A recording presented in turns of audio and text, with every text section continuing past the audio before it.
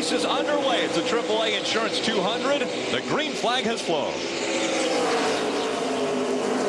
Clint Bowyer is going to fight back on the outside.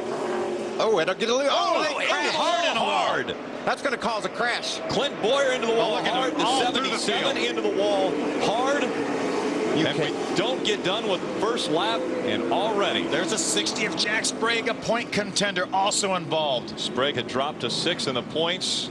And you know the crazy thing, Phil, Brendan Gaughan qualifies in the top 5. I mean, he qualifies up front. Finally, he usually qualifies in the back. What happens? Big crash right there. Hanging out the back, right side, parks all the way down, right There's side. David STARR right there. Why, Michael? It's the first lap of the race. Why are we racing that hard, and why did we crash coming off too? Skinner was on the bottom.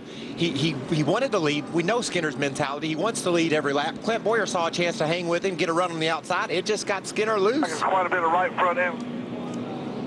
15 of Bill Lester also involved in this. And there's no way to have a crash in the front at Dover without collecting vehicles from front to back, because you can't see. The guys in the back that crashed had no idea what was happening. By the time their spotters screamed, they were off the gas and into the guy in front of them. Yeah, and the guy that backed off and didn't run into the guy in front of him, he got run into from behind. What a horrible break for Bill Lester. There's David STARR. A lot of damage to the front of that Ford truck. Adam Alexander.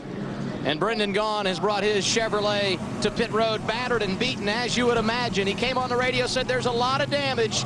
I was hit by 5 different trucks. We talked about what a long weekend it was going to be for him.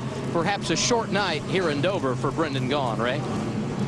Adam, down on this end, the Conway Freight Toyota has come to pit road, and they said, let's tear a little sheet metal off. But I can tell you right now, the damage is much worse than that for Jack Sprague. The right side is completely bashed in. Looks like they'll have to change control arms on the front end. They'll have to put a radiator in this thing, and they're going to have to work a lot on the steering geometry if Jack Sprague hopes to get back on the racetrack. A lot of trucks involved in this accident. You see the 18 of Ken Schrader. He's going to make the hard left turn, go back into the garage. Also involved, the 99. Let's take a look back at what caused this. You see Mike Skinner on the bottom, the 2 of Clint Bowyer on the outside. Coming off turn number 2, Skinner gets loose. He has to chase that truck, and he makes contact, Michael. It's just what a great job by Kyle Busch. He slipped up high and got through that, but Skinner was pinched down coming up out of that hole we talked about in pre-race, and it just snapped sideways on him. The only way to save it was to turn right. When he did, he hit Bowyer. Bowyer into the fence. There's another view. Already the contact made between Skinner and Bowyer. Remember, these trucks are as loose as they're going to be.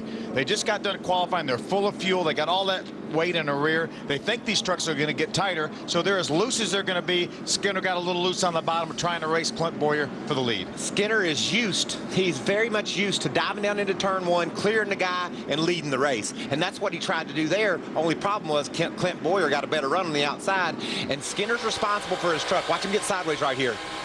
Riding with Kyle Busch, he just gets sideways and barely hits the 2. There's Kenny Schrader. He's going to get a piece of this.